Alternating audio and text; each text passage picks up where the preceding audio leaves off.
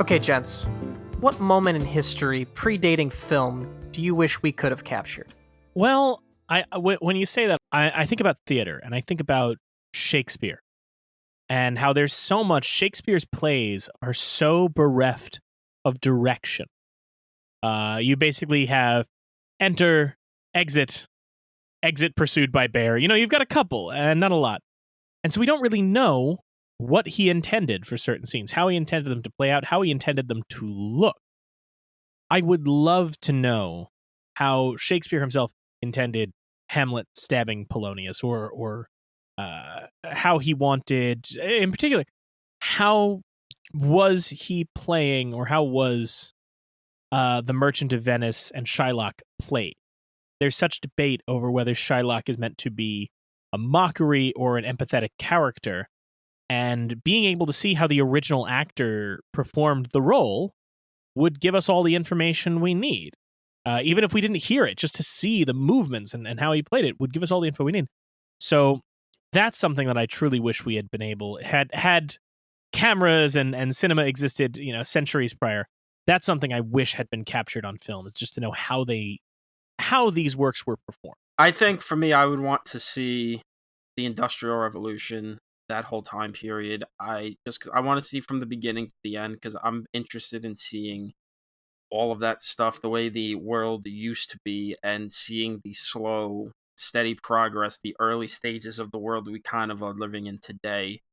I know it's easy, to say the West, like the Wild West, or to see when Jesus was supposedly born and when he lived, but I think it's easier to understand the more primitive ways of the world, whereas I'm very interested in that transitory period of where things start going one way from a way they used to be. It's one of the things that I talk about when it comes to World War I, and how that was such a new version of war, and kids that grew up with parents or grandparents that fought in the Civil War, or all these things, all of a sudden they're fighting in a war where they see tanks coming over the hills and flamethrowers being shot out of trenches.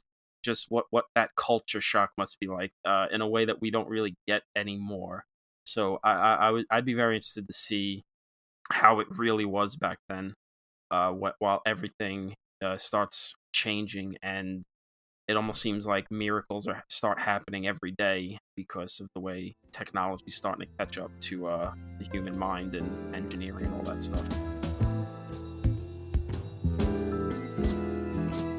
If this is your first podcast, remember, it's for listening. Please don't bite your iPhone. We're talking 1922's Nanook of the North here on You're Missing Out with special guest Matthew Serrano. Our guest today is the director of Live from the Space Stage, a Halyx Story. Matthew Serrano joins us today on the show. Hi, how you guys doing? Welcome. Good. How are things on your end? We've got a bit of a time difference going on, so I hope everything's all right on your in your neck of the woods. Things are going great. The fires near us have really started to die down, so it's nice being able to walk outside and not get a fistful of ash down your throat. So that's been wonderful. And people have been loving our Halyx documentary. I was a backer during your fundraising for Oh, really? Thank you.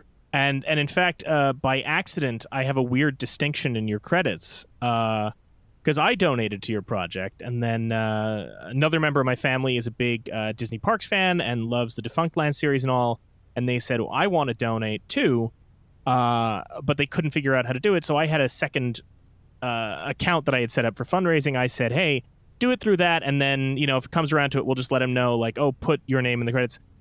And we screwed up and never did that. So if you look in the credits for, if you look in the credits for Live from the Space Stage, it will say Mike Natale, and then immediately underneath, Mike Natale. So I accidentally listed twice in the credits for your film, and I'm sorry.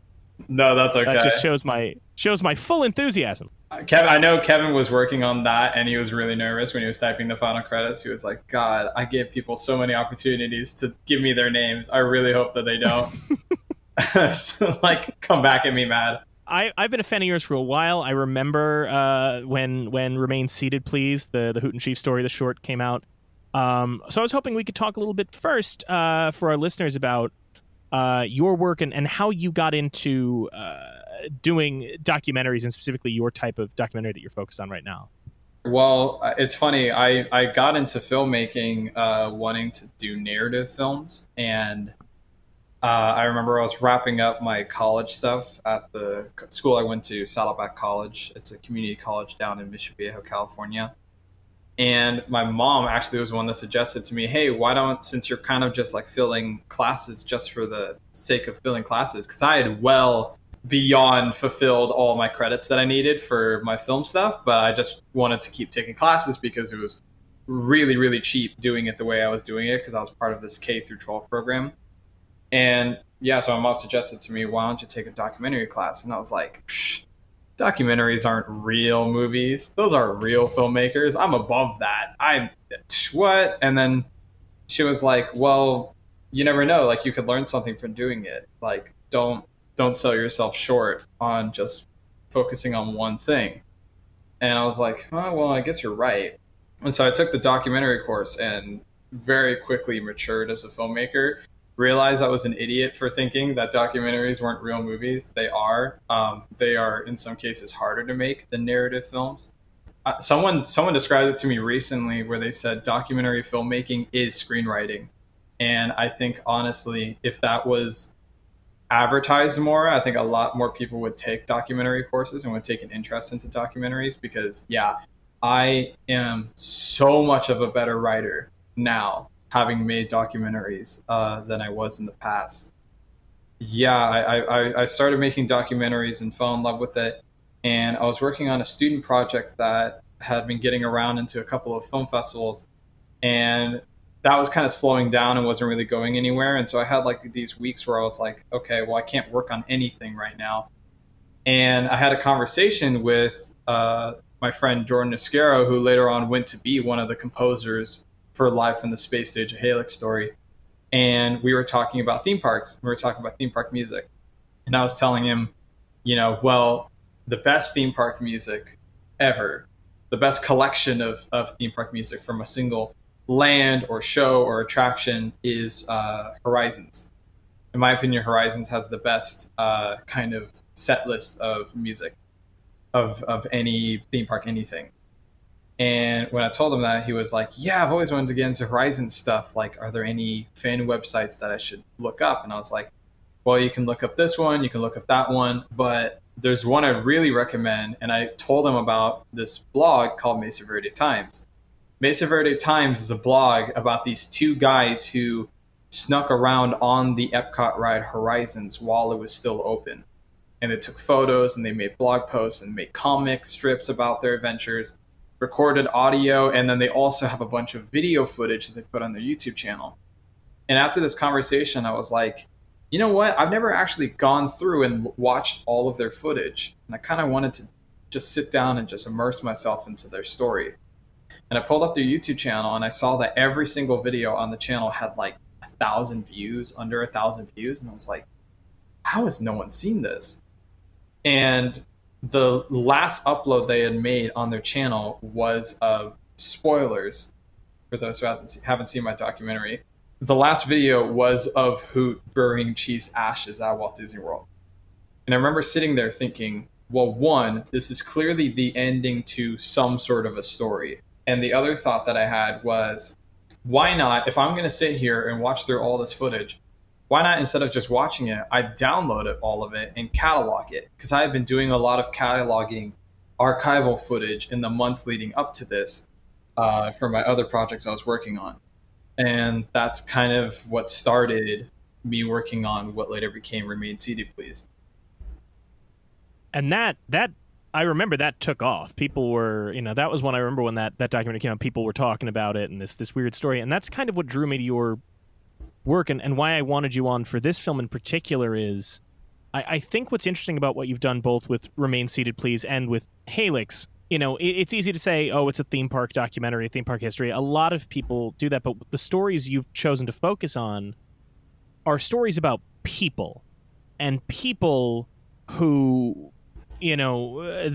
these things that mattered so much to them and mattered so much to a certain group of people in a moment that would have otherwise been forgotten. A story of two guys, I'm assuming they were native Floridians, but two Florida kids sneaking into a theme park ride is not a story that is probably going to get much traction, for mainstream film or anything like that. But, we all have those stories that we lived and those things we experienced, whatever it is that are so alive for us.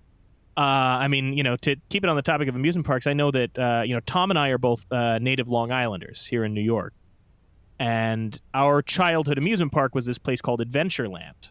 And every once in a while, when it crops up, it was made into a feature film that the Jesse Eisenberg, Kristen Stewart film was about that park. And then the Safdie brothers' Good Time shot at that park. And when you see really? Yeah, that's if you saw Good Time, the amusement park, absolutely wild. And no kidding. Yeah, I've never seen it. I've never seen the Jesse Eisenberg film, but I'm a huge fan of Good Time, and that just blew my mind. It's so accurate that when he looks at the GPS and it's showing him driving down Route 110 into Adventureland, that's how you get there. It is all dead on. Yeah, there's something about how, because they changed it in the Adventureland movie. They changed it to, like, Pennsylvania. It's not really, like, Adventureland. It's just based on Greg Mottola's experience working in the Long Island Adventureland. But seeing it in a Safdie Brothers movie in that way and then just they pull out with the helicopter shot and just driving down the road that I've driven down to work, like, for 2 years was just one of the weirdest things in the world for such a specific, like, nobody except for the people on Long Island would know thing. That was really special. Yeah, no kidding. And so that's what you're doing when you do that. And Halyx, too, especially, is this idea. You talk about in the film how Halyx had fans. People showed up for them. People knew what they were. And then it just disappeared. And it was this ephemeral thing that now people are able to access again. And people, it's weird. Like when I watched Live from the Space Stage, now I certainly I hadn't been to Disneyland until last year. I never saw Halyx. I never knew anything about Halyx until the guys on Podcast The Ride brought it up one episode. That's how Kevin found out about it too. Yeah, well, because he was you had them in the documentary as well, the Podcast The Ride hosts. That's right. Yeah, because that was one of our early interviews when we were like, well, we have no idea who we can get in contact. We have no idea who we can talk to. So at the very least, we know we can talk to them because we wouldn't have known about this if it weren't for them. Yeah, and that's right. It should be mentioned that Live from the Space Stage you did in collaboration with Kevin Perjurer, who is the creator of Defunctland, which is a very popular YouTube channel that does these mini documentaries about. It started out as the history of defunct attractions in major theme parks and has now, in its third season, taken on a new direction of chronicling the history of American amusements in a way. He did his Coney Island episode. Again, as New Yorkers, his Coney Island episode was exceptional and delightful to me. It's wonderful. Yeah, I was a big fan of Kevin's content before working with him. And so when he messaged me about possibly doing something, I was very excited to work with him. And now having worked with him, I never want to work with him again. No, I'm just kidding. Kevin, actually, what's been really great is Kevin has been the greatest collaborator I've ever had. Because I'm someone who really appreciates people that don't blow smoke up my you-know-what. I like people that tell me, this sucks, you can do better. And that was what Kevin would do, is Kevin would always be pushing for you're not trying hard enough in these interviews, or like, you can do better with the editing, or, try rewriting the script again. And like, every time it was never like a thing of like, screw you, Kevin, how dare you? I'm Steven Spielberg. How dare you talk to me like this? But it was like, it was always wanted and appreciated. And I'd imagine it was an extra challenge because I don't believe it has been confirmed if he is in fact just a robot or not. Since no one has ever seen him, it's I don't know. I have seen the real Kevin Perjurer. I've had pina coladas, virgin pina coladas, at Trader Sam's with that Kevin Perjurer. Ooh, wow. The scoops we're getting here. I wanted to go back and bring something up that I thought about, because you were talking earlier about like the films that I've made. And a quote came to mind, and I just looked it up because I tried to remember what the exact quote was. But it's a quote that Belloc says to Indy when he's talking about the idol and Raiders, where he goes, "Look at this, it's worthless. $10 from a vendor in the street. But I take it, I bury it in the sand for 1,000 years, it becomes priceless." And that to me is kind of a little bit like the films that I've made, where it's like there's so many rides that are so well documented. And to me, I remember watching the Imagineering Story, and this is going to be kind of a bit of a hot take, but I actually kind of thought the Imagineering Story was boring in some parts because it's kind of telling us what we already knew. And there's something about, like the stories that I've chosen to tell. There's one that extra special thing of like, because of the fact that it's something that no one really knows about. There's that. But then there's also exactly what you said, like the whole people aspect behind it. That's something that's really interested me, and we'll talk about it later, but that's something that really interested me about Nanook of the North, is that I love that even though it's this really, really, like, for lack of a better word, like primitive documentary, because it's one of, if not the first documentary ever made, you still get that, like, people aspect of it. You still get that, like, you still get an idea of Nanook's character, which is really, that was what was really impressive to me about watching that movie. Well, with no further ado, let's dive into that. Let's start this off. I'm going to read the National Film Registry statement as to why they inducted Nanook of the North.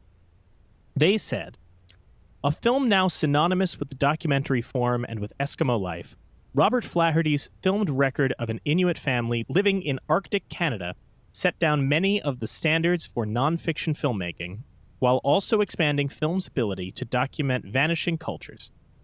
Though Flaherty's authenticity has been called into question, its emotional impact and artistic style still resonate." So that is why the National Film Registry said they selected the film. This is, of course, the only documentary in the initial inaugural year. It is also, at least in terms of episodes we've recorded, the oldest film we've done so far, dating back to 1922. Yeah. Much to my surprise, when I just finally said, all right, I got to watch this thing, I didn't look up anything about it, went to Just Watch to see where it was streaming, and they said, oh, this is a 1920s movie.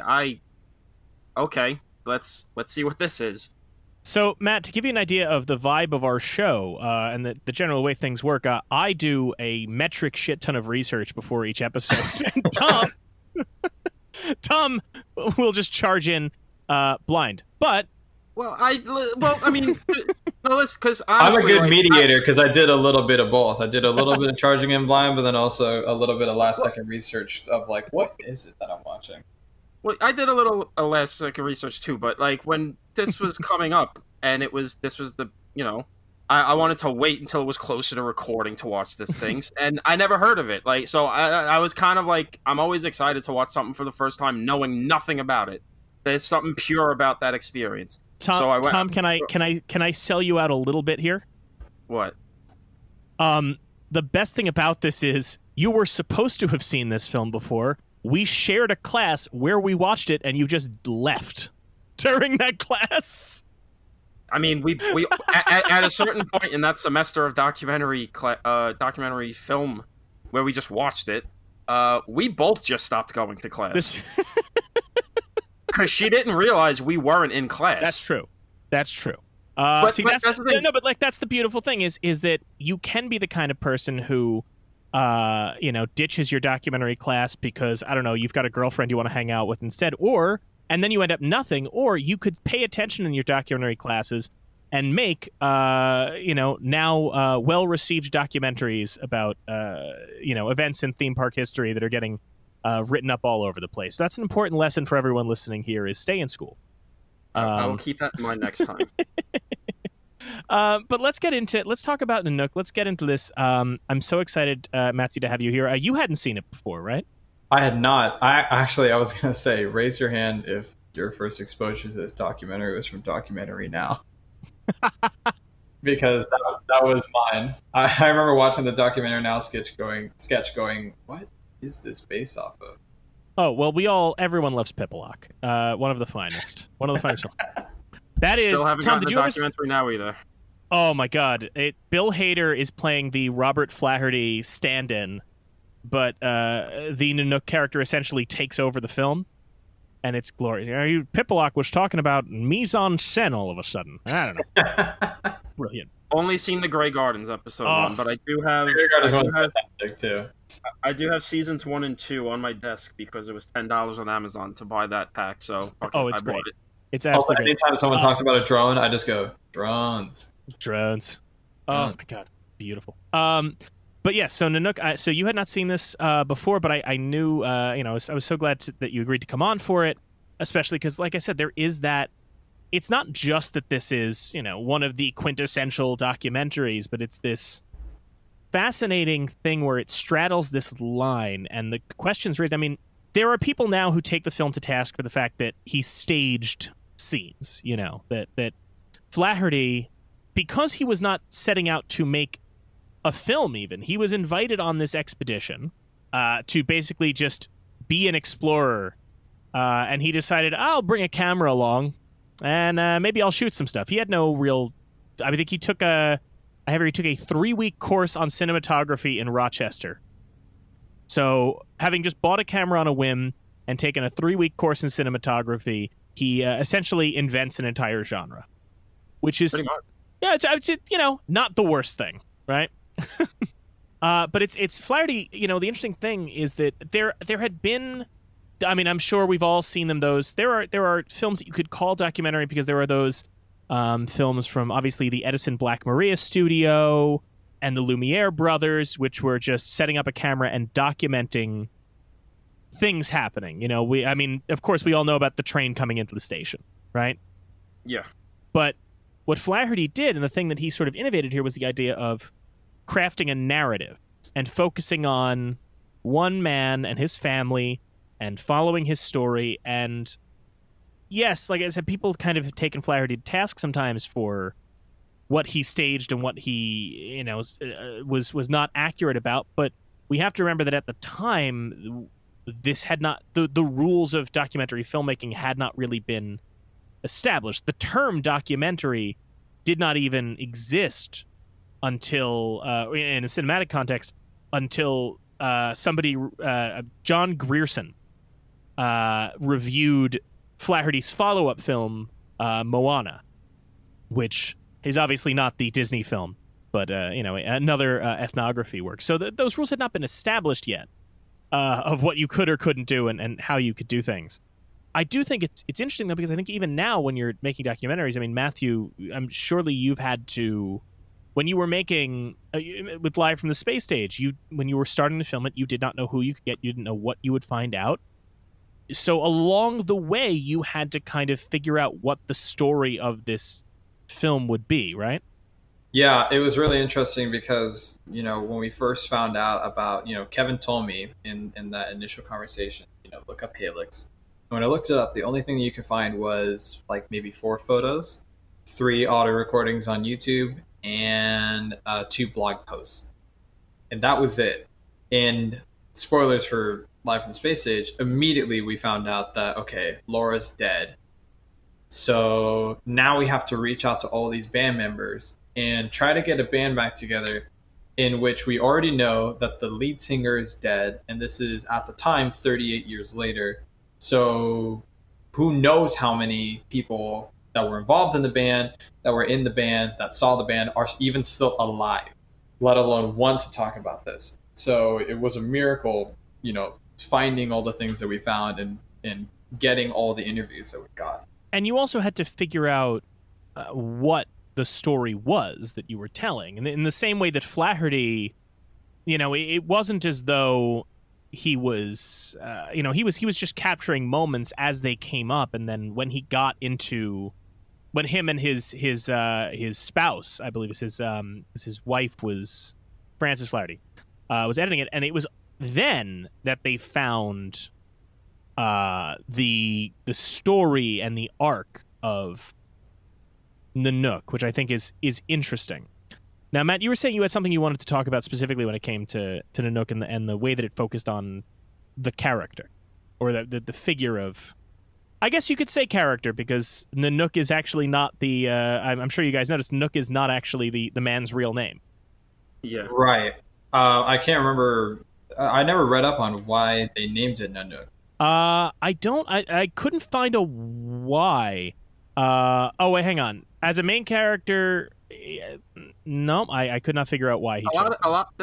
There's like that's kind of the tough part of this movie is there's really not a lot of like background info or like ways to kind of find out why something was done, like why change the name, why like it's like almost like it just happened, and now it's just there's no info other than some sprinklings here and there and some stuff that may or may not be true of, well, maybe Nanook didn't actually die of starvation in the woods. He might have died of tuberculosis, and he'd actually not done this thing or that thing. You know, it's kind of hard to make it to talk about this movie because of how little there is. In the background. It also makes you wonder like how much of that intro title sequence is factual even. Yeah, I mean, because even just the little bits you hear, it's like, okay, there's a little bit of maybe some things aren't accurate here, and you can't even watching it before getting into the little bit of research I did. You can even feel like, okay, they kind of faked some of these shots in the igloo because this is pretty well framed, and they built an igloo, and then, well, how did the camera get in here now? And but I think that's kind of maybe the most interesting part of the movie is the balance between truth and fiction, and ultimately, does that really matter? Since they did actually film this stuff, it wasn't like, filmed on a soundstage. Yeah, I mean, it's like we talked about before. I mean, I think that there's always going to be some level of artifice in documentary filmmaking. I mean, it depends on... I mean, think about the people who were in an uproar when Thin Blue Line came out, who felt like Errol Morris using recreations was somehow a violation of the rules of documentary filmmaking. And there's nobody who's going to argue that now. Or like Werner Herzog, has fully admitted that his documentaries, he'll just add things in of... I think, Matthew, are you a fan of Herzog's documentaries at all? I actually haven't seen any of Werner Herzog's films. The only filmography I'm familiar with of Werner Herzog is Mandalorian. I'm only familiar with his acting. He's great. He's a weird maniac. I actually had the fortune of he came to New York once for a screening, and I met him and gave him a custom T-shirt we made at my college, and he wore it during the Q&A. He's a maniac, and I love him. That's amazing.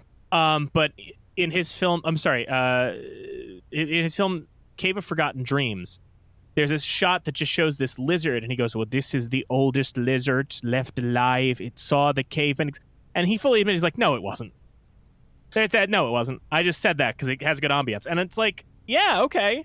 Sorry, Tom, you were starting to say? Okay, because this is even like cropping up within the last year, because this documentary, Bloody Nose, Empty Pockets, has come out.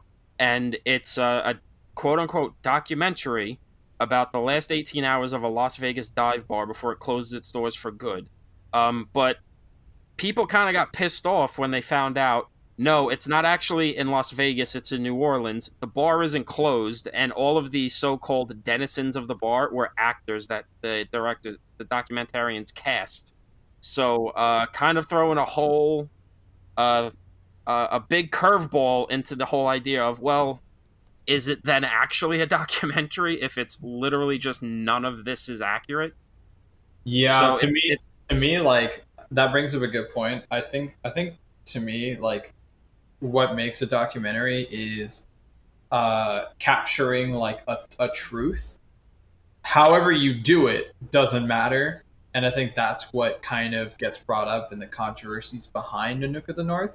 But in my opinion, I feel like as long as you are actually as long as you're capturing something that's real, it doesn't matter how you capture it. That's kind of my opinion on documentaries. And so I feel like that example you brought up, since it's not even a real bar and none of those people are real and their stories aren't real, then it's definitely not a documentary. But for something like Nanook of the North, it's like, okay, sure, maybe they're filming inside of a half igloo, but they had to build the igloo. the same way they would have built a real igloo. So is it really like that disingenuous? And like, sure, maybe they told them go kill this animal that you probably wouldn't have killed at that time in that space, and maybe it's not entirely that natural, but they're still really going out there and doing what they would have already done. Everything that they do in the movie is something that they would have already done. It's just set up in a certain way. So it feels almost like the only real, like, quote-unquote phony stuff in the movie is what Flaherty adds in the interstitial title cards. Because if you don't have any of those cards in between and you just watch it, there's no real way, other than some of those shots in the igloo, of going, well, this is fake. It's clearly they're in the Canadian tundra. This is like real. They're doing these things. They're killing a seal, a walrus. They're doing all these things, and it's clear. But then it's those clear Flaherty touches where you go, okay, so he's tweaking it to give it a little more of a narrative push. What's the phrase that Werner Herzog uses when he talks about documentaries? The what truth? The ecstatic truth. Ecstatic truth, yes. Yeah. So even if it's not 100% like, okay, we literally just placed the camera and these amazing things unfolded without us editing, it's as long as you don't completely fake the bar in Las Vegas as it's actually in New Orleans and just tweak things a little bit, you're searching for the ecstatic truth, not the actual truth. Right, because otherwise anything else is just security camera footage, and that's not a movie. And so an example that I have in our movie, in Life in the Space Stage, is there's a scene where Bambi Moe is going through the blank vinyl jacket sleeve that was going to house the first printing of the Halyx album that never got made. And she's sitting there and she's talking through it and flipping through the autographs. And then she gets on Laura's autograph and reads it. And she's like, it sounds a little foreboding, like it wasn't going to happen. And that was from Laura. And she just kind of sits there and has this moment where she's staring at the autograph. And all of that is completely fabricated. Not in the way of that moment didn't really happen, but those moments were stretched across like 5 minutes. And I basically took what made the most sense and stringed it together into one 30-second thing. And I remember Bambi called me after she watched the movie and she brought that moment up. And she said, it's so interesting. I could tell that you had edited that part together, but it didn't feel phony. You actually, through the editing, were able to capture the feeling of that day. When I was going through the vinyl record and I was having all of these feelings coming back to me and realizing the foreboding aspect of Laura's little autograph that she had written there.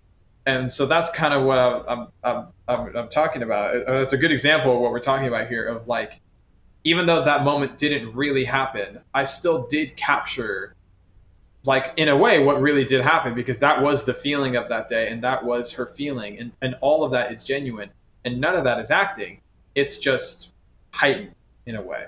Yeah, and I think the other thing with that too is we're all so. I mean, it's strange because documentary filmmaking involves real people and involves real lives. It's the only genre of filmmaking that they have created these sort of ethical rules for what you can and can't do. I mean, you don't have anybody ever sit down and go, well, I'm sorry, a musical can't do that. Well, you can't have somebody sing like this. You don't have those rules. But we've created all of these rules for what a documentary can or can't do, and you kind of have to appreciate. A couple times I appreciate the people who kind of break those rules. I mean, nothing is more fun than watching Orson Welles' F for Fake and how he just kind of throws it all out. But also with Flaherty, we can't really apply the rules that we've since established for a genre on the film that helped create the genre. I think that becomes difficult. Well, it's the problem with anything that's the first. I mean, we've dealt with this a few times already. I mean, anytime something's the first, it's usually going to be something that maybe doesn't age as well as the things it inspired, because, well, it was the first. It was making these things up as it went, and then things got massaged, and people figured out the best way to do these things. And, you could look back at Nanook and still see it as a great, influential documentary, but you could also go back and look at like, okay, this is the first one to do it, pretty much.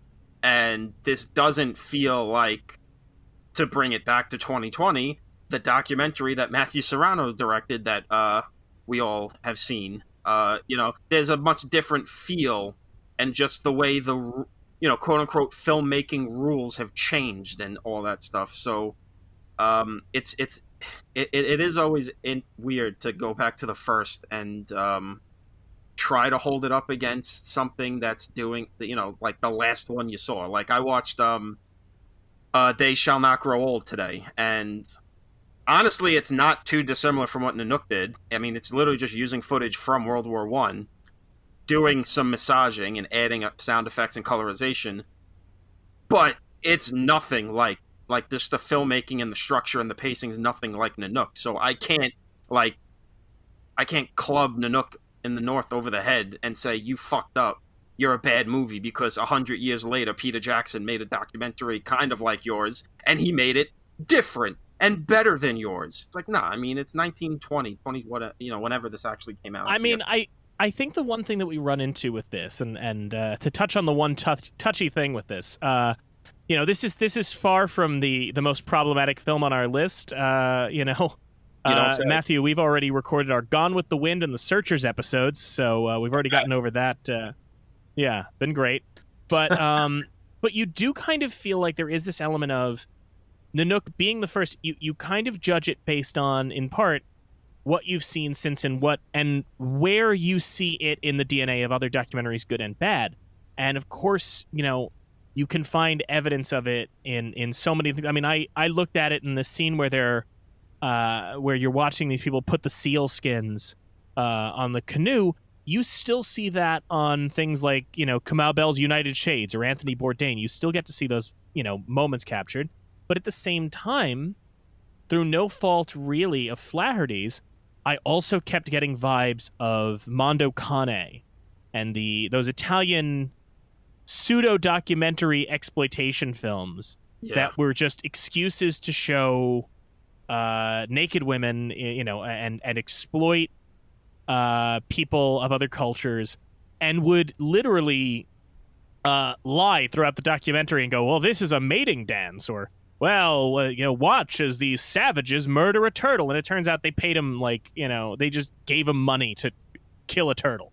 Like, it's hard. It's a challenge, because it's hard not to shut off that part of your brain that wants to blame this film, especially in moments like Flaherty staged Nanook not understanding the phonograph and biting the record, which or like, you just one little bit I saw is that they make it in the movie like, oh, he never dealt with white man or whatever, where it's like, well, no, he has like, they've kind of scaled back a lot of what his reality was to kind of get at the ecstatic truth, but almost by accident, because it really doesn't feel like he's trying to be like, oh, look at these dirty savages or anything, but by trying to like maybe even take back the reality of their lives by like 10 years or whatever, like maybe this was what it was like 10 years before they filmed, it accidentally ends up coming off like a little racist, a little bit of that, oh, well, look at them and their weird ways, and they never did this, they've never seen a phonograph, and you go, okay. I mean, those are a few of the moments where you kind of hit up against something I find funny and interesting is like the whole idea of like depicting them as savages. The whole thing with the record, I was like, okay, give me a break. Like, I'm sure he wasn't actually doing this, and I had a feeling that part was staged. But then throughout the movie, those guys used their mouths for everything. For like the craziest things. He's like, he caught the fish. I'm like, okay, so hit it with the club. And then he just puts the fish head into his mouth and just bites it. I'm like, okay. and then he's like licking his knife full of just like raw blood. They're just eating raw carcasses, like licking canoes and stuff. I was like, okay, maybe like Yeah, I think it was, the record's not far off. Yeah, Because that's they why. kind of don't care what they put their mouths on.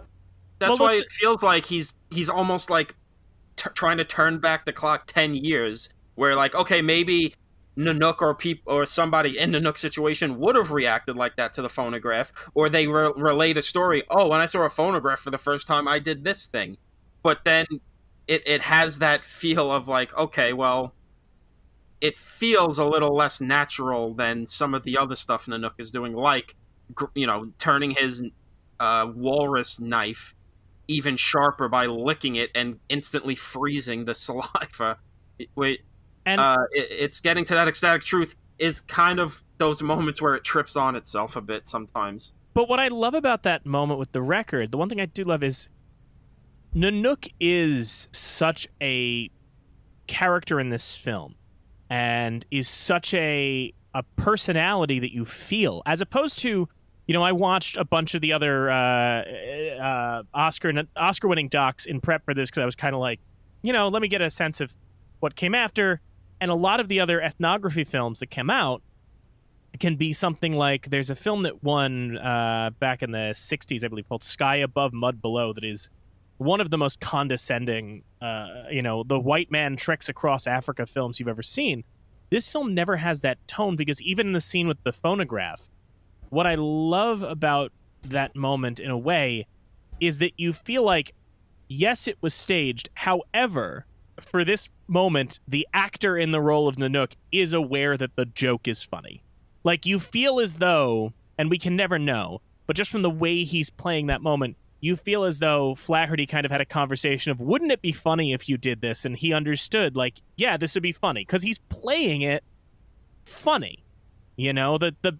You can see from the smile on his face, like, he's aware that this is a joke. This is a fun bit. And especially because at the time, none of them knew they were making a documentary. He just brought a camera and he's like, let's have fun. Let's do this. I kind of love how much of a personality Nanook. I mean, the opening shot is probably my favorite in the movie, is just Nanook looking straight into the camera. Yeah, and they also have lots of times where Nanook is smiling too. Yes, and that really humanizes him, because man, it's so hard to like care for people when you're watching all these silent films, especially silent film documentaries like this one, the literal first one. And little moments like that are so crucial. I remember when I was making Remain Seated Please, I was kind of running into the same problem where it was a little bit like the Nanook of the North thing, where, these guys, Boot and Chief, are not filming for the sake of capturing footage for a documentary. They're capturing just complete rough footage just for their own sake of going home later and rewatching. And so I made sure to throw in every single moment of them talking to each other, so that you got the best idea of their friendship, so that that loss at the end would be felt more, because you had all of this time to spend with them to see really their friendship. Because if you didn't have any idea for the friendship they had, and if you didn't care, then the ending wouldn't hit as hard. And that's how I feel a little bit about Nanook of the North, because, when I read about him dying of starvation, I actually was like, no, like, I actually felt really sad, because I really felt like I had been on this journey with him and I could relate to him. He wasn't just some, for lack of a better word, savage living out in the Arctic. He was a guy with the family, just going about his day, doing what he had to do. It helps make the document. It makes it feel real, because one, you can't fake a face like that. I mean, that's the face of a guy who lives in the wilderness, who lives in the tundra, and just him smiling all the time is like, yeah, this is his life. He's not like, this isn't The Revenant where everyone's just fucking miserable being out in the woods. This is like, no, they're happy. They've made a life for themselves. They know how to do this, so he can have fun and be a real human being and not just some one-note dour slog. Be like, oh, well, look at how hard the life of the Inuits are. If only they had the tools to overcome their Inuit sensibilities to become a modern man. It's like, no, he's fine. He's cool. He's loving this. Every moment of his life, he's cool. He's got his dogs. He's got his family. He's fucking around. I mean, my favorite part, and the thing that makes me love Nanook is it's towards the end when he's trying to fish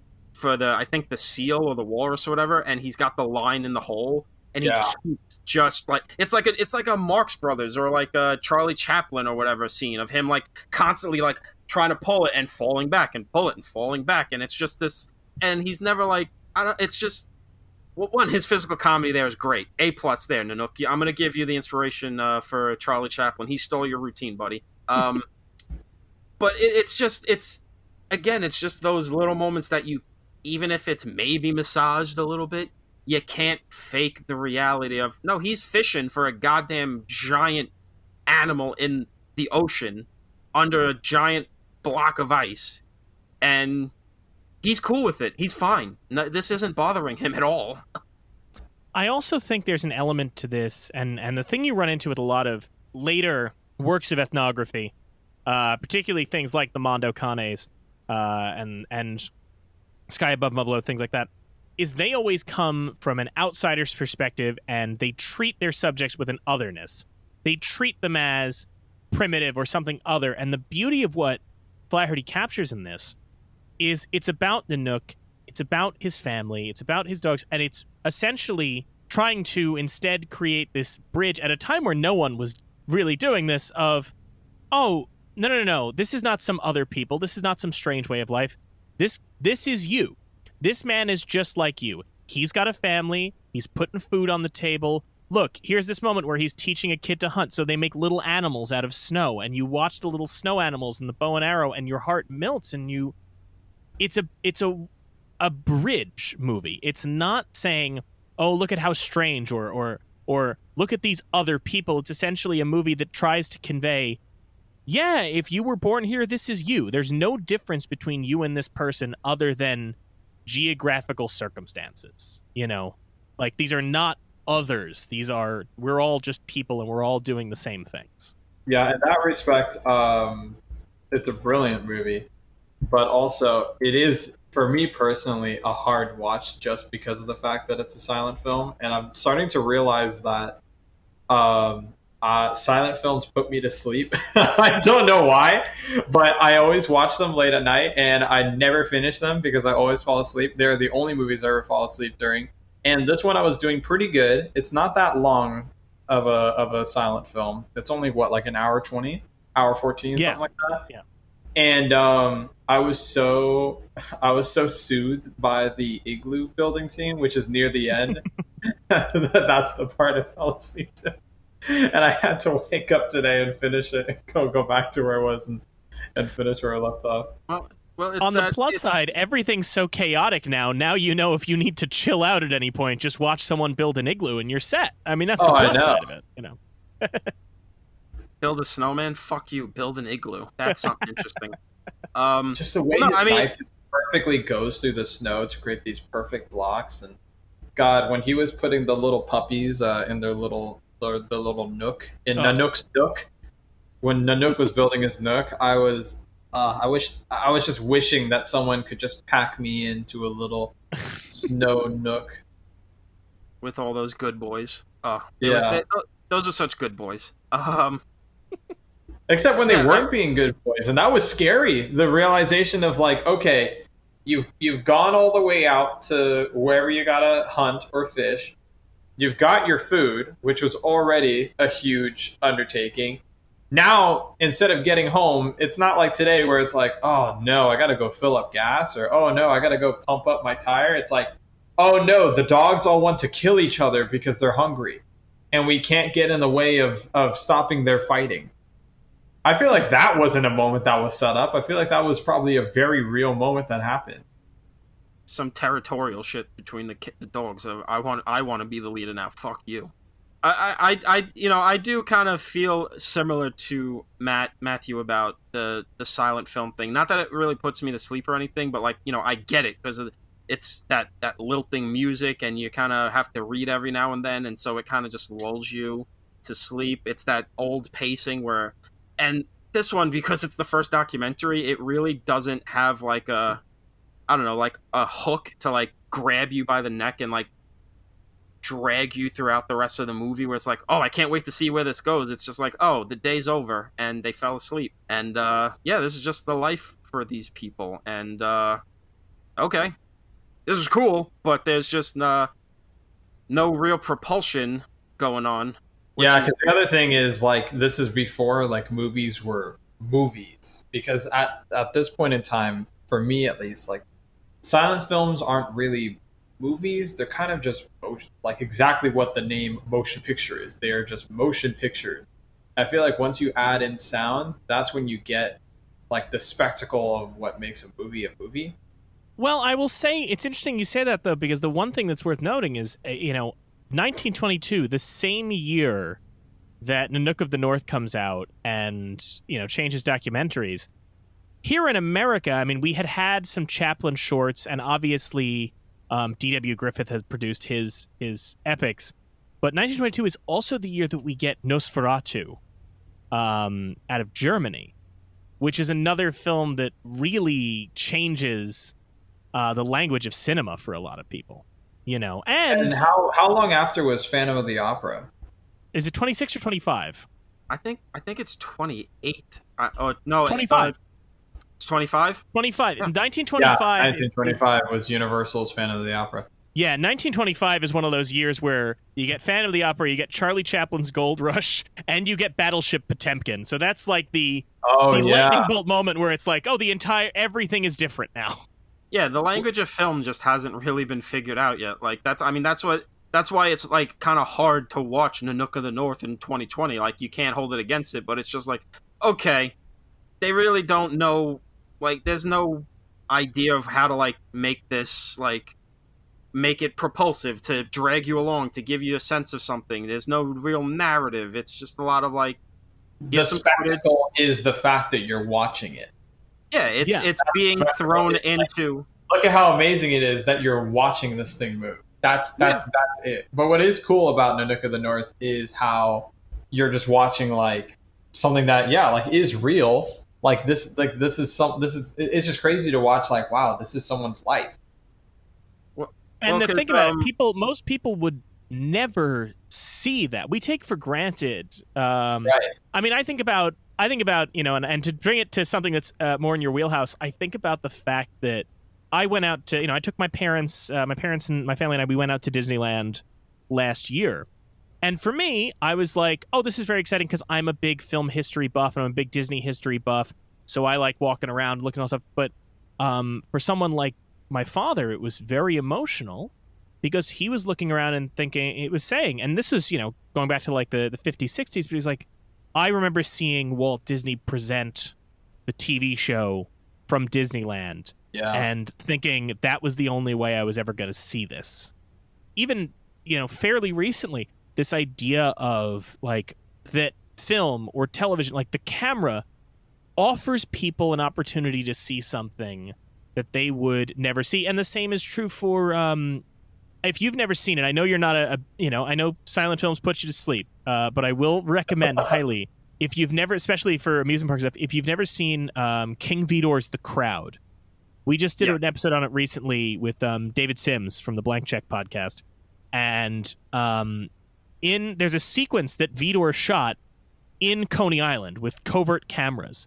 And you get to see what it was like to be at Coney Island in the 20s. And I love that because I love Coney Island. But if you're in California at the time and you've heard about Coney Island, now you're seeing it. You're seeing the Wonder Wheel. You're seeing these rides.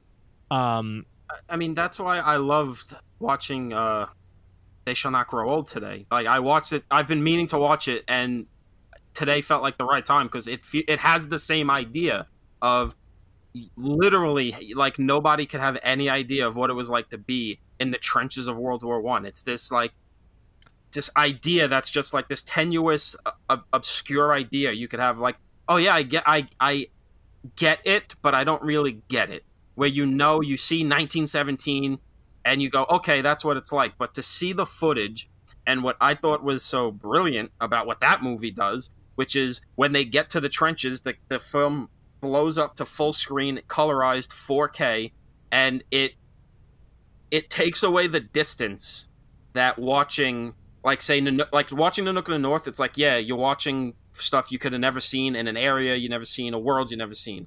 But there is that distance of like, okay, this was 100 years ago. There's something like I can't reach out and touch that. There's a distance because of the black and white and the silent film. Bringing it into color, what that movie did I watched today, is like, okay, it takes away that distance and it really puts you in that mindset of, and again, it's just one of those things that you can't blame Nanook of the North for that problem, because it's not so much a problem so much as, well, art's just tenuous. A personal thing. Yeah, well, it's also just art's tenuous and things change, and Yeah, sometimes in 1920 he didn't think oh, I'm making the first documentary and oh, they're gonna have sound in 10 years, or oh, they're gonna have color cameras in like 15 years, which is just and there's also, I mean, when you talk about colorizing, it's funny you bring that up in a positive light, considering, of course, the reason the National Film Registry was created in the first place was because Ted Turner, like a maniac, was trying to colorize old silent narrative films. But I think that the difference is, when you look at, like, today, Tom sent me something that's been going on Twitter. I don't know if you've seen it, Matt, but somebody colorized a footage from the Lumiere brothers of a snowball fight. Not just color, but also. Yeah. They also fixed, they speed Yes. adjusted it as well. I did see that. Yeah, That's And some it's- trippy shit. It's stunning and it's great. And I think that there's a difference between, I would love to see more of that Lumiere footage colorized and done like they just did, or like They Shall Not Grow Old. However, if somebody ever tried to bring up a film we just did an episode on, if somebody ever tried to colorize Mr. Smith Goes to Washington, I would want them tried for war crimes. So it's a weird kind of a thing. And I guess part of that is what the Well, hey, Lumiere something's brothers... got to happen in November in 2020. That's going to be the big thing. It's the big campaign issue this year is, will you colorize... Well, Mr. Trump is coming to colorize my movie, and I'm going to crawl out of my grave here, and I'm going to throttle him. This is the second episode in a row where we're going to talk about Jimmy Stewart rising out of his grave. Great. Okay. We're setting a fun precedent here.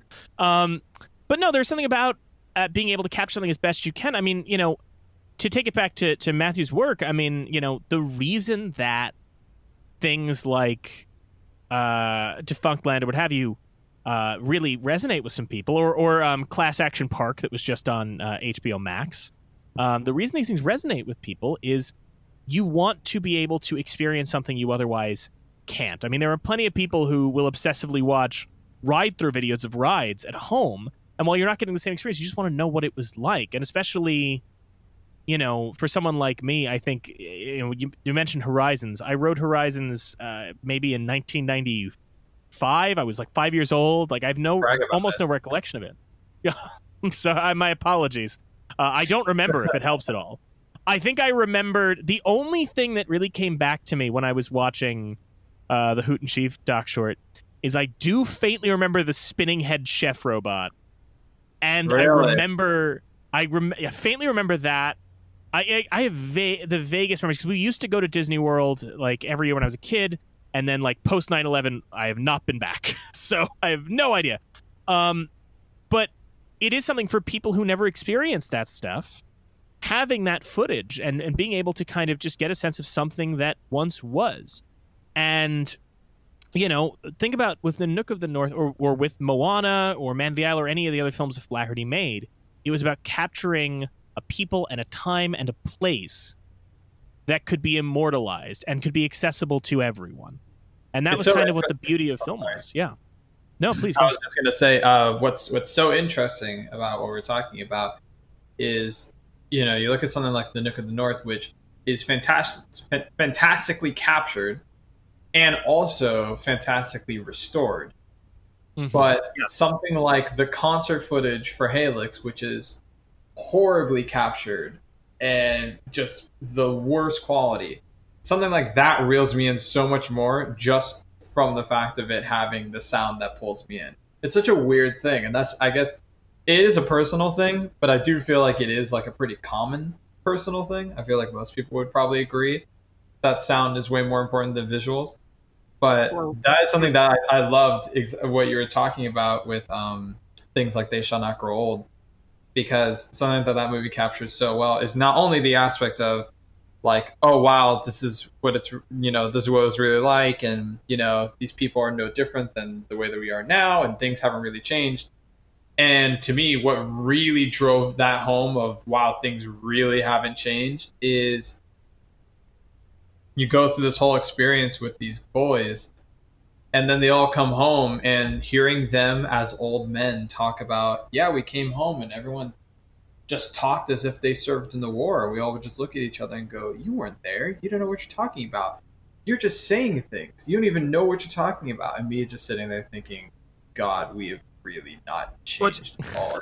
Or just even them, it blew my mind when that movie, like, towards that last section, and they're like, oh yeah, like, there was just a mass unemployment crisis. Businesses were even putting up signs, ex-servicemen need not apply, and I'm just like, holy shit. Things really haven't changed of just throwing, and you're right. I do think sound is a big problem with a lot of people, and is kind of, because we could watch footage but we also know, like, well, there was sound. We're not hearing the stuff that was actually going on, which is another thing that makes They Shall Not Grow Old so great. Is he painstakingly has sound effects, sound effects, yeah. Yeah, and so it's not just having this old audio footage of World War I vets talking about their experiences over this footage. It's like having artillery shells going off, and having the lip readers, and having somebody read what these people are saying, and just fully more immersing you. And yeah, it's a personal thing, but I think those people with that personal experience kind of heavily outnumber those of us that it's not a problem, because I think really only film people could kind of watch this shit and not have a problem with it. Whereas I don't think my dad would watch Nanook of the North for more than 5 minutes before falling asleep, and not because he'd be like, no, yeah, it's interesting, I like documentaries, but it's kind of quiet and not much is going on, or whatever. Well, it's funny you guys mentioned sound, because not with this film, but Flaherty's follow-up, Moana, which came out in 1926, which was filmed in Samoa. So there's the same idea as Nanook of the North, but capturing Samoan life. Decades later, Robert and Francis's daughter would go on to attempt to bring new life to the film by creating a soundtrack for it. And so she teamed up, and this is my favorite pairing, with Richard Leacock, who was a documentarian who had worked on some of the films that, like Monterey Pop. He had worked on a film we'll be talking about next season, Primary, the JFK documentary with the Maisels and Panabaker and Robert Drew, but also with Jean Renoir. So Jean Renoir also participated in this idea. It was a restoration. It was called Moana with Sound, and they added ambient sounds of village life and rushing water, and dubbed in some Samoan dialogue and singing to try and help make the footage and the experience even more immersive. And that was done in, let me see, it's 1980 that was done. So, wow. There was an attempt, at least on that film, to try and add even more ambiance to it. That's why I think Fritz Lang's film M is so impressive, because you have like such an early attempt at really trying to do not just obviously dialogue, but then trying to do Foley as well. And because it's a thriller, really actually immerses you a ton and is more thrilling than a lot of modern day thrillers, in my opinion. Oh yeah. And speaking of Fritz Lang, if you have some issues with silence, Matt, have you ever seen the Giorgio Moroder cut of Metropolis? Oh my God, no! I need to watch that now. Oh, you would be. It's another film that I've tried, I think, 3 times to watch all the way through. I adore the original Metropolis, but there's something so weird about the Giorgio Moroder version, which is basically Moroder. They recut the film, so it's much shorter now. Okay. They recut the film, but the way that they trimmed a lot of it down is they pull out all of the title cards and instead have them as subtitles on screen. So it's subtitles when the character's talking. And then it uses all 80s synth music and pop songs. So there's like, I think there's Freddie Mercury, Pat Benatar, Bonnie Tyler, Loverboy, Billy Squier, Adamant. Like all these 80s synth songs are providing the soundtrack, and it's what I looked up. It's 83 minutes as opposed to 3 hours. Well, that'll get you done quicker. Yeah. So if you have not seen the Giorgio Moroder cut of Metropolis, that seems like that should be, especially as a guy who's big on Horizons and that whole aesthetic. That sounds so far in your wheelhouse. That is so up my alley. You have no idea. Well, it's fun, and fun. As a lover of 80s music too, now with Halyx. Oh. I say now as if I wasn't before. I already was. Halyx is like a perfect combination of like, I'm a Star Wars fan, I'm a Disney theme park fan, I'm a rock and roll fan, and a lover of obscure things. So being able to work on that was like, oh yeah, this doesn't feel like homework at all. I will admit, Halyx was like, you hit Mike like a bullseye right in his fucking the pleasure section of his brain. All those things you mentioned was just like, oh, this is Mike. It's so. Will I admit that I have listened to that cover of "Hey There, Boys" more times than I want to admit? Sure. I've maybe listened to it a couple times since. Well, it's funny too. Just mentioning the Metropolis thing, because I told Mike that I'm going through all of the Universal horror movies of that time, and they did, and it's on the Blu-ray. Philip Glass rescored Dracula because Dracula was like. Still was shot kind of like a silent movie. There's not a lot of sound. There's not a lot of score. It's a very quiet movie. And it makes it kind of hard. I feel like Dracula would be harder for people today to watch than like Frankenstein or The Invisible Man. So Philip Glass did a score to make it feel more modern. And I really want to rewatch that. I really want to watch that because that sounds like. I mean, Philip Glass just fucking rocks. So I love Philip Glass's work, and so I'm very interested in that. But it is funny because, we were talking about, like sound helping immerse. Like, see, like for me, it's like all I need is just a sound to associate with the image. Because for me, actually, because I just recently went through and watched all the classic Universal monster movies, I was shocked because I don't like vampires. I never cared for Dracula. But when I watched through all the classic monster movies, Dracula 1931, the English version is my favorite. I have yet to watch the Spanish version. Hey, listen, that'll be, in like seasons, in season 16, we're going to have to do that. So, in 15 years, if you want to come back for that, you're more than welcome for Spanish Dracula. Yeah, hopefully by then I can actually understand Spanish and bring honor to my family. And then I can watch it without subtitles. It's a very interesting experience because it's like 30 minutes longer, but it's essentially the same movie. Really? So it's kind of just like it breathes a little more without. There's like an extra scene or two, but it's ultimately the same movie and the same sets with the same score. But the casting is not as good as like Bela Lugosi as Dracula and Edward Van Sloan as Van Helsing. It's just like I'd put them equal just for like different pros and cons. But Invisible Man's my favorite Universal monster movie by a large portion. Claude Rains for life. Well, except, you mentioned that. I will say this. I think that talking about the Universal monster movies, and let's, pull Claude Rains in. I love Claude Rains. Tom knows this. We just got to talk about him last week with Mr. Smith Goes to Washington. We're going to get to keep talking about him because I know we got Lawrence of Arabia coming up in a future season. Love Claude Rains. That said, the Claude Rains Phantom of the Opera, with sound and all that, is, I believe, inferior to the Lon Chaney silent Phantom of the Opera. Well, I'm like 20 movies away from that one. So it'll be a while till I get to Claude Rains' Phantom. Oh, yeah? Why? What, you have a lot going on? Got a lot going out to a lot of parties? Doing a lot of traveling? No,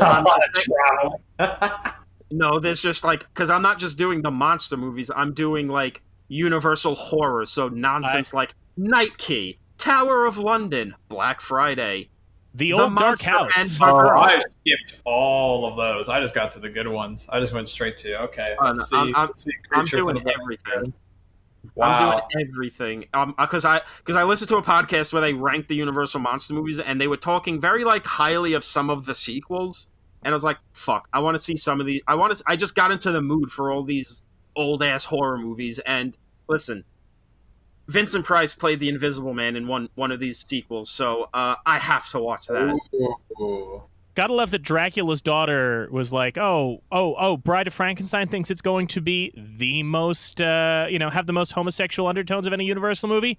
We'll see about that. God love it.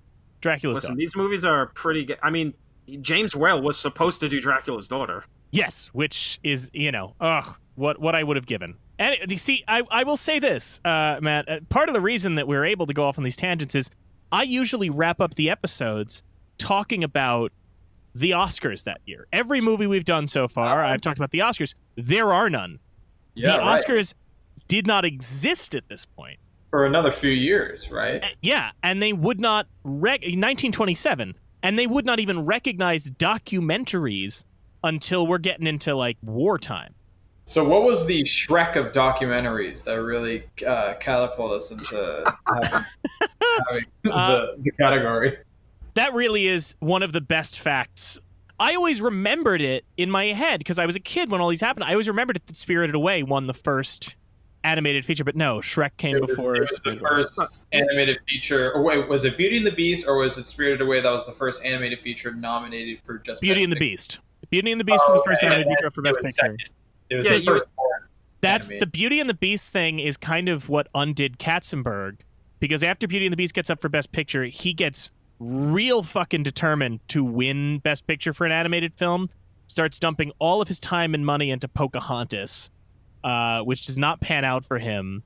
And he gets that's this why really crazy idea about watching TV shows on the go with these quick bites of that comes a bit later, but Beauty and the Beast just got this idea of people want to watch things by pausing for 10 minutes every day and not actually enjoying what they're watching. Good job, Katzenberg. You would think that after Beauty and the Beast being nominated, that's when the Academy would be like, well, I guess we need to have a Best Animated Feature category. No, they'd wait about 9 years.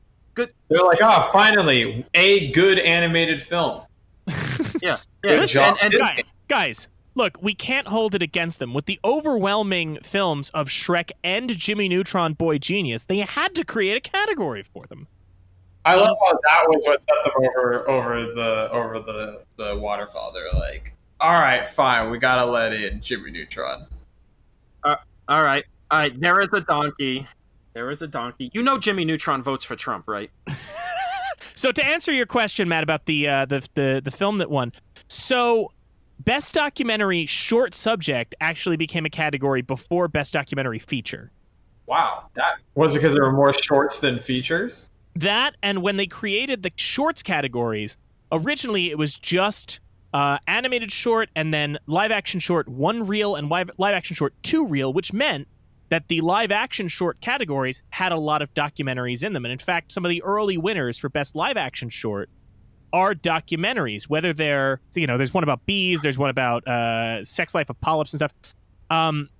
But they created the Best Documentary Short category in 1941 for a propaganda film called Churchill's Island, which is about British defense during the Second World War. And then, in 1942, they create the Best Documentary Feature category, and 4 different films win the award. So, 4 films won Best Documentary Feature in the first year.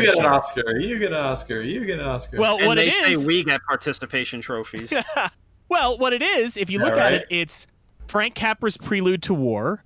It's John Ford's Battle of Midway. Kokoda Frontline, which is an Australian war documentary. And Moscow Strikes Back. So essentially, if you watched Five Came Back, the Netflix special, the Netflix documentary miniseries about the directors who went off to war, which, if you haven't seen it, highly recommend to anybody. If you watch it, it was essentially, this category was kind of created to reward the Five Came Back and the people making these war documentaries. Interestingly enough, to tie it into your wheelhouse, Walt Disney was nominated for Best Documentary Feature in that first year. Really? For a couple of films. He had The Grain That Built the Hemisphere, which is one of his propaganda films, and also, weirdly, a Donald Duck film. Oh, was it The Donald Duck film with the Heil Hitler one? No, that's Der Fuhrer's Face. That wins Best Animated Short like a year or two later. No, this is an animated Donald Duck cartoon about the importance of paying your income taxes. And that was nominated for... I think I've also seen that one. Well, that was nominated for Best Documentary Feature.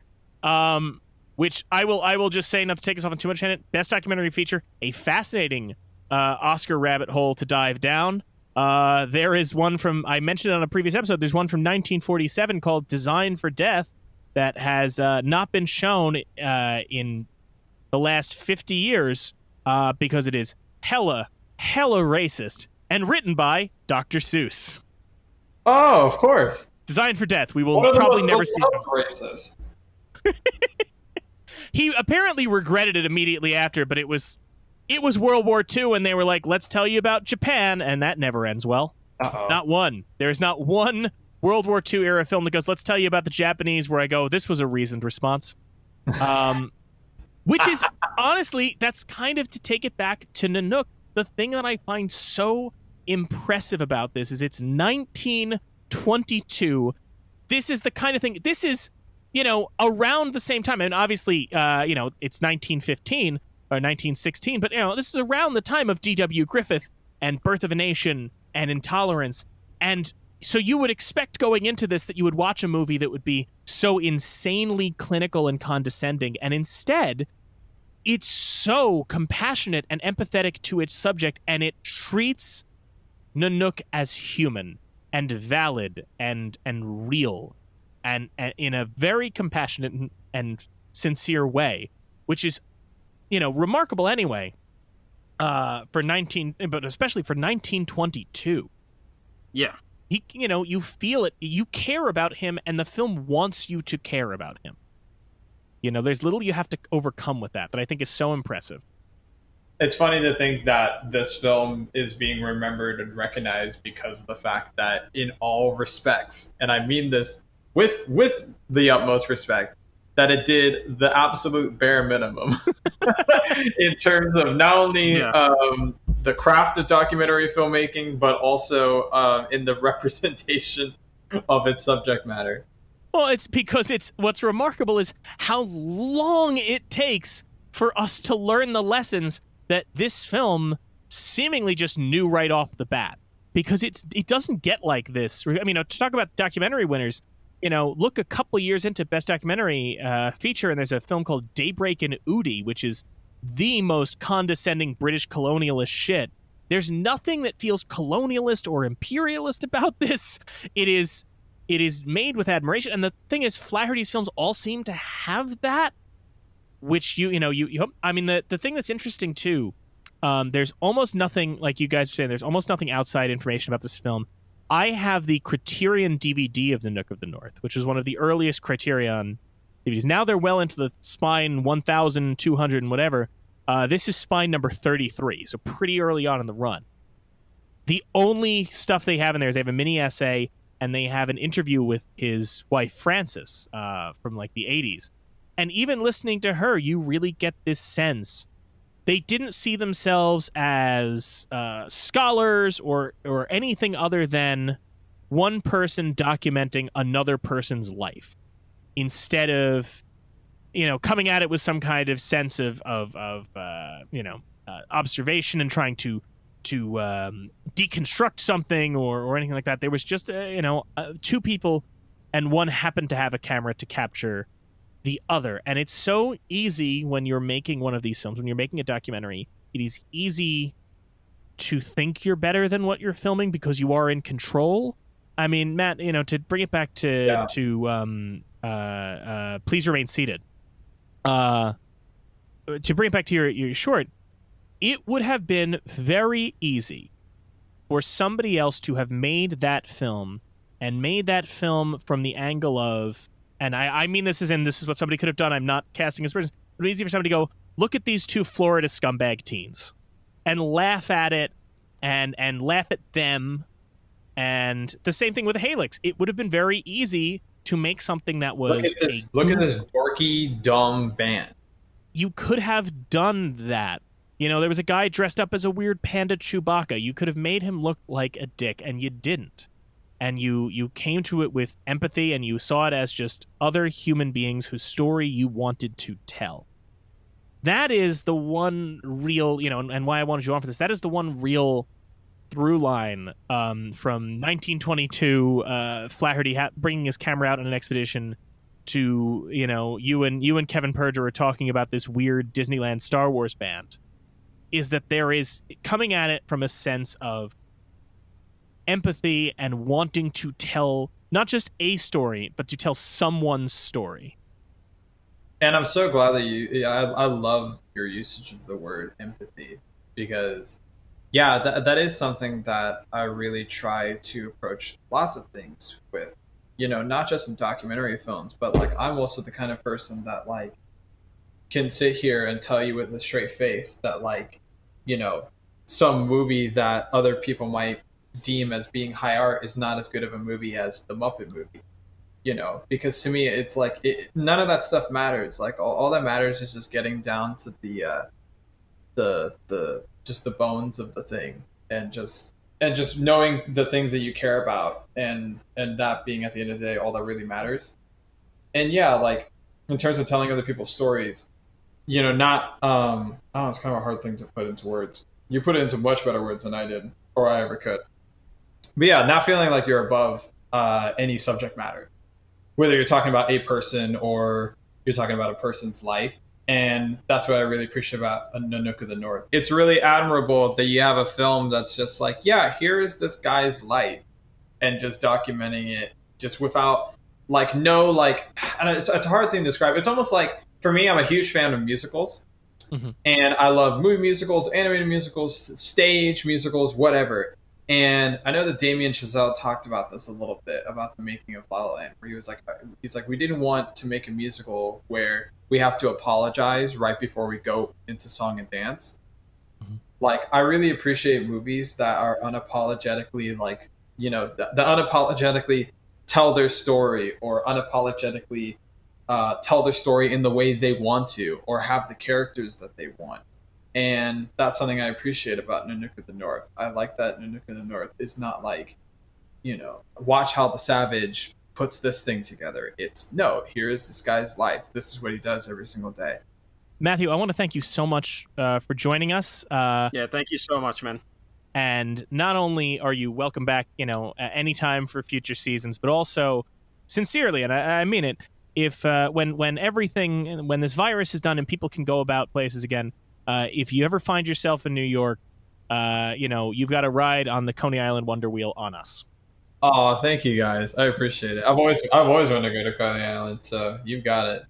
Don't offer my money up for me, goddammit. And thank you. I mean, of course, like anyone that has been asking me for interviews, I've been happy to do, because if it weren't for everyone saying yes to doing the interviews in my movie, we wouldn't have the movie, and I wouldn't be in the position to be asked on all these podcasts. So happy to take part. Thank you for inviting me. And people can and absolutely should check out Live from the Space Stage, a Halyx Story, because it is now on YouTube. I know you guys were trying to do, you were originally planning on doing the festival circuit on this film, and then all of film festivals imploded. Yes. Why, did something happen? Well, back in 2016, there was an election. Now we'll get to that another time. But it's been, I will tell you this, Matt, you may be finding yourself thinking, oh man, I created a film right before the pandemic. I didn't get a chance to submit it to festivals. I wish I had. I can tell you, as somebody who currently has a film that is attempting to crawl its way through the shattered festival circuit, you lucked out. It's a miserable experience. I have no idea what's happening. We kind of had a feeling. We didn't feel good about what the film festival situation would look like. And so our kind of thinking was, well, if we get this done in the next few months, we could possibly be putting out our film during a time when absolutely nothing is going on. And everyone is just kind of sitting around going, oh, hey, what's this Halyx thing? And that did kind of work out in our favor. I am sorry to hear that. I'm not like celebrating that film festivals sound like a massive piece of shit right now. I actually am really sorry that you're going through a hard time in the festival circuit. I was actually curious to see what the festival circuit was like from somebody. So I mean, I've got my film is having its my short is having its premiere Wednesday night in a virtual festival. Kyle, our producer, right before we recorded, asked me, "So how is this going to work?" And I had to tell him, "I have absolutely no idea." You always picture it on the biggest screen possible, which is someone's laptop. It's always what you envision. Katzenberg had the right idea. Well, without spoiling anything, if you stay tuned to my social media, I think there's going to be some. I think there will be some opportunities to see Halyx on the big screen. Whoa! All right. Well, that's. Yeah. I mean, in a safe COVID environment way. If people do want to follow you on social media, Matthew, how can they do that? Let's give some folks some plugs, some links, whatever you want to do. Sure. You can find me on Instagram at Matthew_Serrano. You can find me on Twitter at Matthew G. Serrano. You can find me on YouTube with Matthew Serrano. And check out Live from the Space Stage, a Halyx Story, which is on the Funkland YouTube channel. If you're listening to this podcast, you could be watching it. You have access to the internet, and it's free. So you have no excuses. Oh, good. For a minute, I swear to God, I thought you were saying, if you're listening to this podcast, you could be watching that instead. And I was like, well, that's not a way to go out. No, you have the capabilities of seeing it after you have listened to this episode. Well, Matthew Serrano, thank you so much for joining us. You're welcome back anytime. This has been absolutely great. Thank you, guys. Tom, I'm really glad to hear that you finally got around to watching They Shall Not Grow Old. That actually ended up being one of my late contenders for my favorite film that year. I think it came out, end of 2018? Yeah, Christmas 2018, because that's when my life fell apart. But no, yeah, it's a great movie. It's a great movie, and it felt like the perfect time to finally get to it, since it would pair pretty well with the movie at hand, Nanook of the North. Was I planning on having you talk about Adventureland and Good Time today? No, I love Adventureland. That's one of my favorite movies, too. So the fact that it's even any way remotely connected to that theme park blows my mind. So yeah, in fact, Adventureland was featured in the actual park was featured in Good Time. It was also in the Hugh Grant, Drew Barrymore rom-com music and lyrics. I saw it in theaters not knowing that, and then when Hugh Grant says Adventureland, Long Island's #1 family fun park, it blew my mind. So, gentlemen, what films would you both pick to add to the registry? A reminder to our listeners that it must be an American film that's at least 10 years old.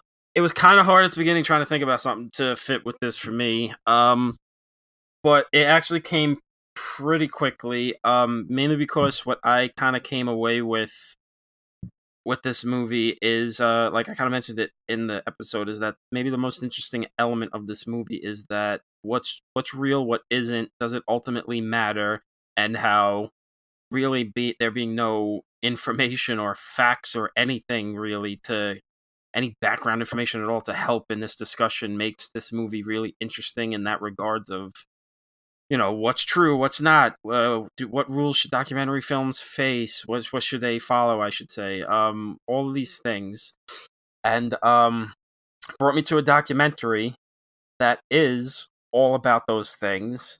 It's a movie about truth, lies, what's real, what isn't.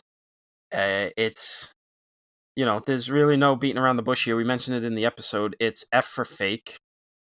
Orson Welles, the absolute maniac he became as he was an older man, just pulls maybe, if he didn't have Citizen Kane on his filmography, maybe one of the greatest magic tricks he's ever pulled on screen of giving you this great documentary about, art and art forgery and all this stuff, and basically telling you, like, at some point I'm going to lie to you, and there's going to be a point where I'm going to lie, and when he reveals what's been a lie, you go, oh, fuck, okay, and it really recontextualizes the entire movie for you, and it starts making you think, what's reality, what isn't, what's true, what's honest, all this stuff, and I think it's pretty great. I think it's one of the greats. I think it's, if I'm not mistaken, the last completed thing he ever released, because that was right around the time of The Other Side of the Wind, and he never finished that.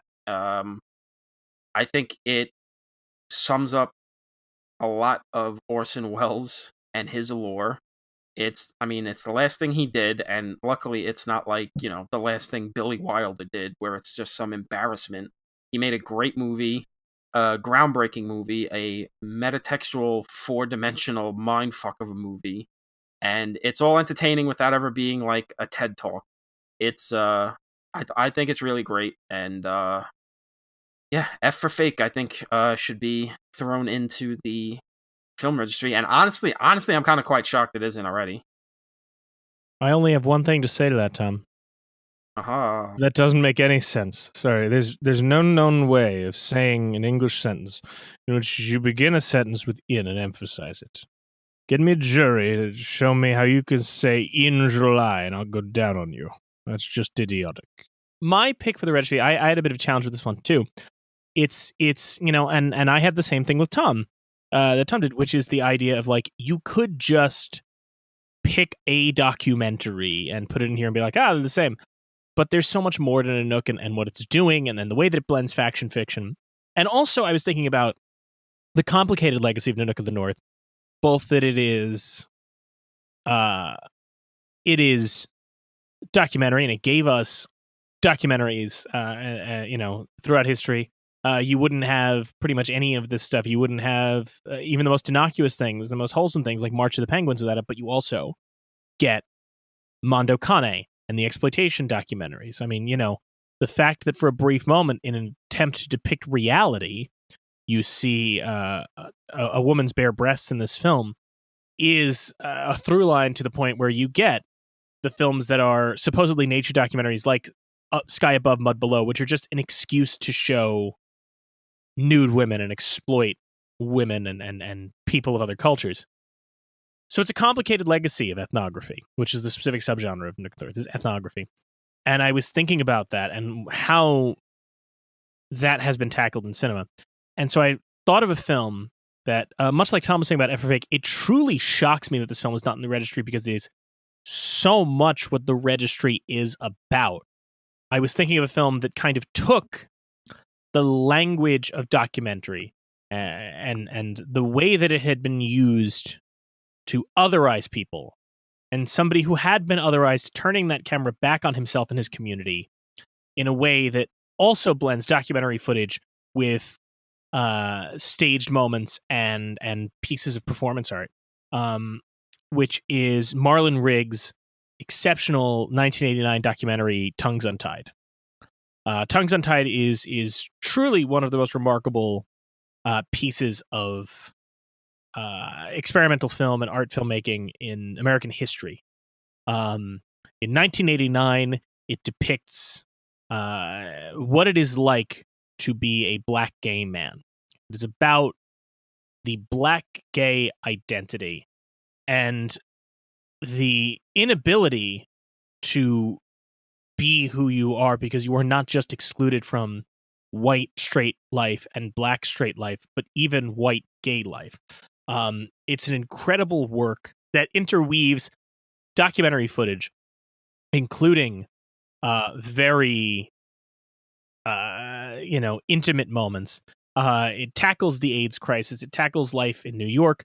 It also incorporates clips ranging from everything from the civil rights movement to Eddie Murphy's homophobic jokes during his stand-up specials. And it's all about this sense of exclusion, trying to find community.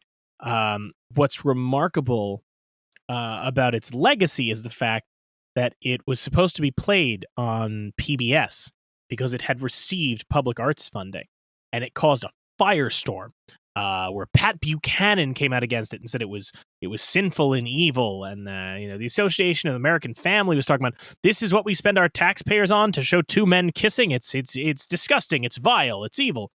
It caused so much hoopla and chaos.